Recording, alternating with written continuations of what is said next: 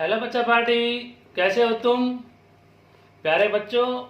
आज जो टॉपिक हम करवाने जा रहे हैं वो आज से पहले जो हमने टॉपिक करवाए थे उनसे अगला पार्ट है बेटा। देखो बेटा, पहले पिछले वीडियोस में मैंने प्रेजेंट टेंस के सारे पार्ट्स करवा दिए थे कि किस तरह से हम प्रेजेंट टेंस में कोई भी वाक्य हो, कोई भी सेंटेंस हो तो हम कैसे बनाएं। बेटा पास्ट इंडेफिनिट टेंस का भी मैंने एक वीडियो में बताया था। आज के वीडियो में मैं बताऊंगा बेटा पास्ट कंटिन्यूस टेंस और पास्ट परफेक्ट टेंस। बेटा पास्ट कंटिन्यूस टेंस बहुत आसान टेंस है। जिसने प्रेजेंट टेंस पढ़ लिए हैं या जिसने मेरे पुराने वीडियो देख लिए हैं उनके लिए बहुत आसानी है पढ़ने की, इसे समझने की।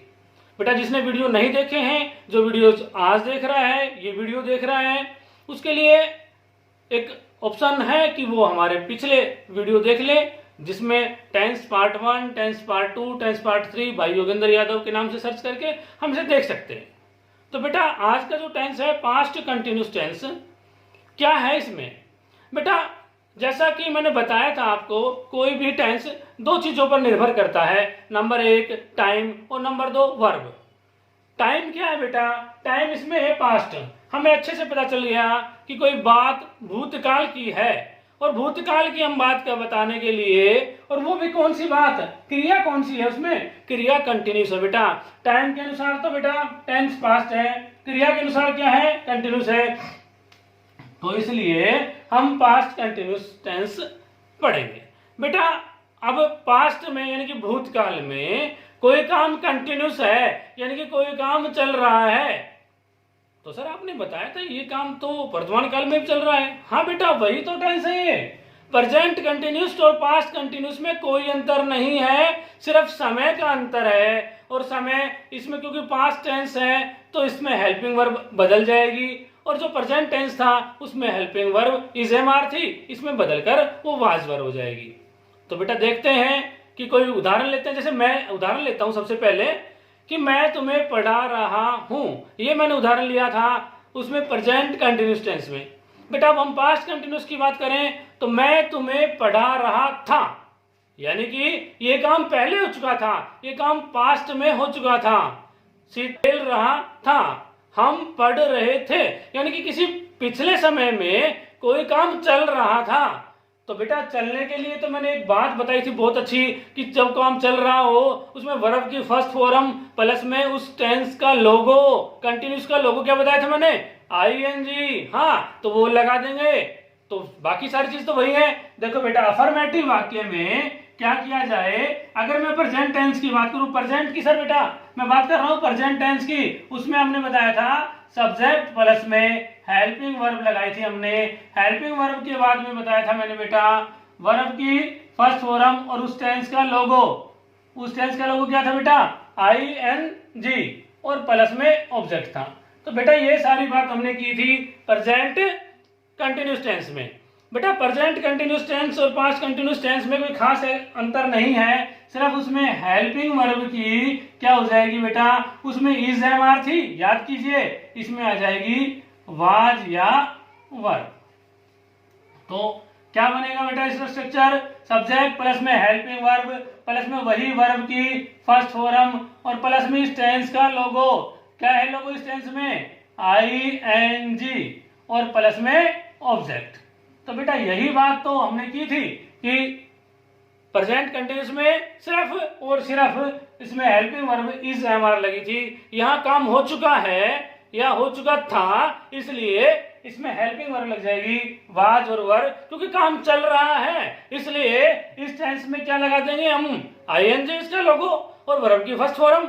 बस बेटा यही तो करना है। अगर हम नेगेटिव की बात करें तो नेगेटिव में क्या किया था बेटा, हमने हेल्पिंग वर्ब वाज वर्ब के साथ में क्या ले लेते हैं, प्लस में नोट ले लेते हैं। क्यों बेटा, हाँ बेटा मैंने एक बात बताई थी तुम्हें, याद करो कि कोई भी नेगेटिव वाक्य हो, नेगेटिव सेंटेंस में हम क्या लेते हैं, हेल्पिंग वर्ब के तुरंत बाद हम नोट लगा देते हैं, तो नेगेटिव सेंटेंस बन जाता है। और इंटरोगेटिव में क्या बताई थी बेटा, इंटरोगेटिव में भी तो एक बात बताई थी क्या, कि जो हेल्पिंग वर्ब है उसको पहले ले आओ, तो फिर उसमें क्या आया था, हेल्पिंग वर्ब आई थी बेटा प्लस में सब्जेक्ट आ गया था बेटा, उसके तुरंत बाद क्या आ जाता है, सब्जेक्ट आ जाता है बेटा। हेल्पिंग वर्ब के बाद सब्जेक्ट प्लस में साथ में और क्या चीजें होती हैं, सब्जेक्ट के बाद मैंने बताया था हेल्पिंग वर्ब प्लस में सब्जेक्ट, ये इधर से उठ के इधर आ जाती है और ये यहाँ चला जाता है। बाकी वही वर्ब की फर्स्ट फॉर्म प्लस में इसका लोगो आईएनजी और प्लस में ऑब्जेक्ट।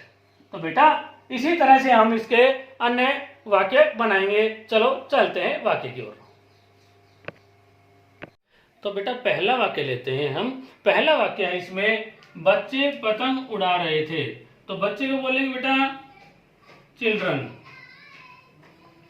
चिल्ड्रन। अच्छा बेटा ये बात मैंने बतानी रह गई, वैसे मैं पहले की वीडियो में बता चुका था कि जो वाज किसके साथ और वर किसके साथ। तो बेटा वही बात, वाज यानी कि कम अक्षर, और कम अक्षर मैंने बताया था कि कम के साथ कम अक्षर वाला, यानी कि सिंगुलर के साथ, वाज में कम अक्षर है ना, 3 अक्षर हैं, सिंगुलर के साथ वाज, और प्लूरल ज्यादा के साथ ज्यादा अक्षर वाला, प्लूरल यानी कि बहुवचन के साथ में ज्यादा अक्षर किसमें है, वर। तो बहुवचन के साथ में वर और सिंगुलर के साथ में वाज। बस बेटा वही बात याद रखनी है तुम्हें, रख लेगा ना तुम। हाँ तो बेटा यहाँ पे आती है द चिल्ड्रन, अब ये ज्यादा है ना बच्चे, इसलिए क्या है बेटा, वर और फ्लाइंग क्या होती है बेटा, पतंग उड़ाना की, पतंग उड़ाना की काइट बोलते हैं, काइट्स। तो चिल्ड्रंस वर फ्लाइंग काइट्स, बच्चे क्या कर रहे थे, पतंग उड़ा रहे थे। अगला वाक्य लेते हैं बेटा, वे बैडमिंटन खेल रहे थे। तो बेटा वही चलता जाना है हमें, वही पुराना रूल तुम अच्छे से समझ भी गए होगे, सीख भी लिया होगा तुमने कि पहले सब्जेक्ट, सब्जेक्ट क्या है, दे, सब्जेक्ट लगा दिया बेटा हमने दे, और दे ज्यादा है और ज्यादा के लिए क्या करेंगे हम, ज्यादा के लिए वर लगाएंगे। तो दे वर, दे माने वे और ये हो गया वर, दे के साथ लग गया वर बेटा।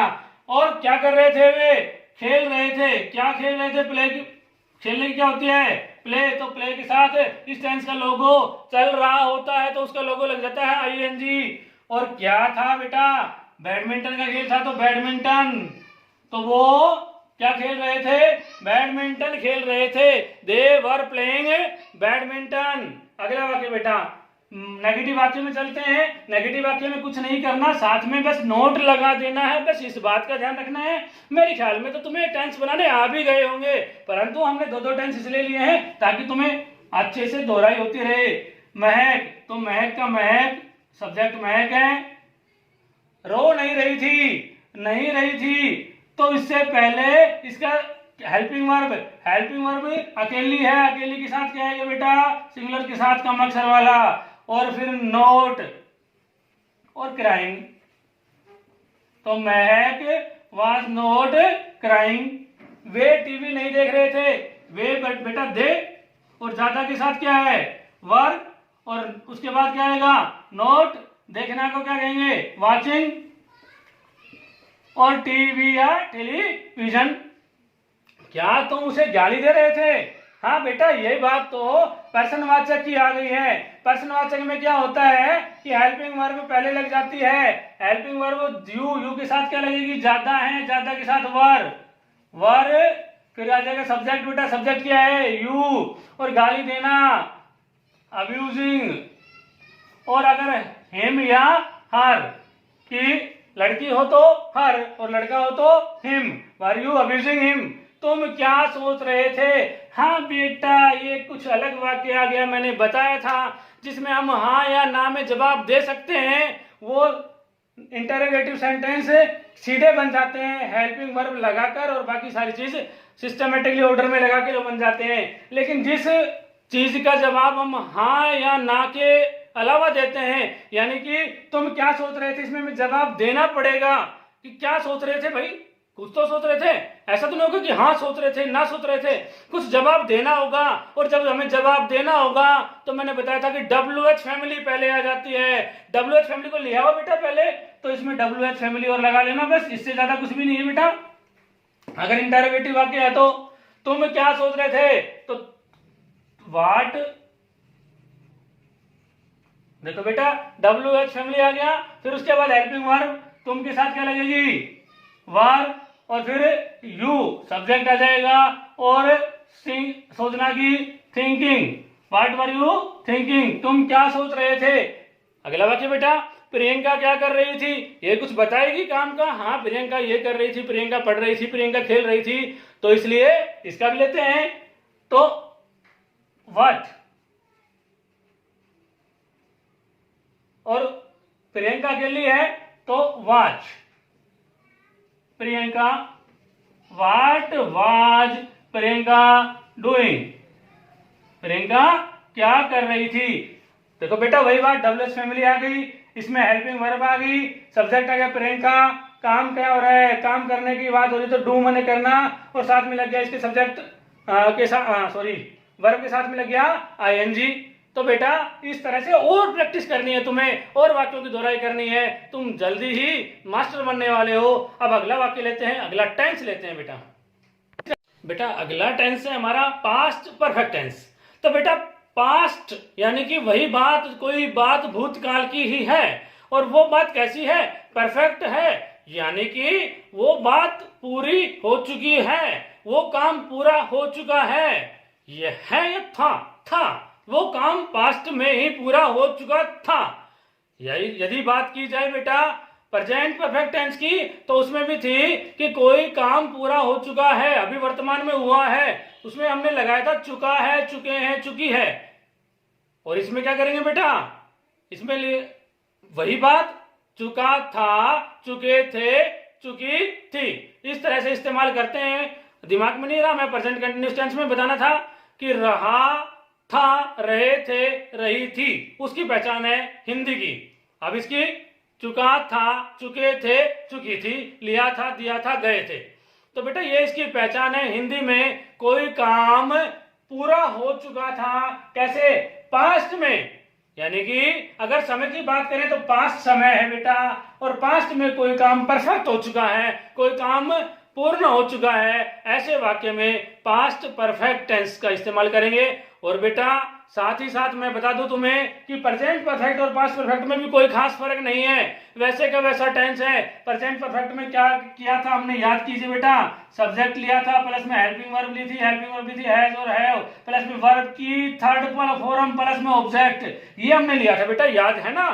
हाँ, चुका है, चुके हैं, चुकी में है में सर हमने लिया था। तो ठीक इसी तरह सब्जेक्ट प्लस में हेल्पिंग वर्ब, उसमें क्या थी बेटा, हेल्पिंग वर्ब उसमें थी हैज या हैव।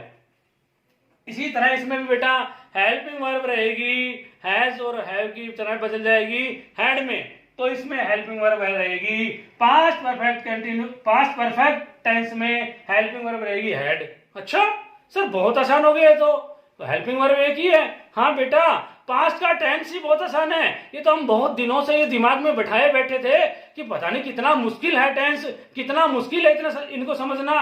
परंतु अगर हम एक टेंस अच्छे समझ लें, प्रेजेंट टेंस हम अच्छे से कर दें, तो पास्ट टेंस तो उसके पीछे पीछे चलता है बेटा, तुम आसानी से कर पाओगे। टेंस तुम्हारे पीछे पीछे चलेगा, या तो तुम टेंस के पीछे पीछे चलते थे कि चलो चलो कैसे करे कैसे ना करे, अब टेंस तुम्हारे पीछे पीछे चलेगा कि कैसे करते हैं। तो पहचान मैंने बताया बेटा, हिंदी में इसकी पहचान है चुका था, चुके थे, चुकी थी। और साथ ही साथ अंग्रेजी में बात करें तो सब्जेक्ट प्लस में हेल्पिंग वर्ब कौन सी लग जाएगी, हैड लगेगी बेटा। और वर्ब की थर्ड फॉर्म, बस बेटा थर्ड फॉर्म क्यों, क्योंकि ये तो परफेक्ट टेंस है। परफेक्ट टेंस में तो मैंने बताया था कि चाहे वो प्रेजेंट का परफेक्ट हो, पास्ट का परफेक्ट हो, फ्यूचर का परफेक्ट हो, सभी में कौन सी टेंस लगेगी, कौन सी फॉर्म लगेगी, वर्ब की थर्ड फॉर्म लगेगी बेटा। तो यही बात तो हम कर रहे हैं।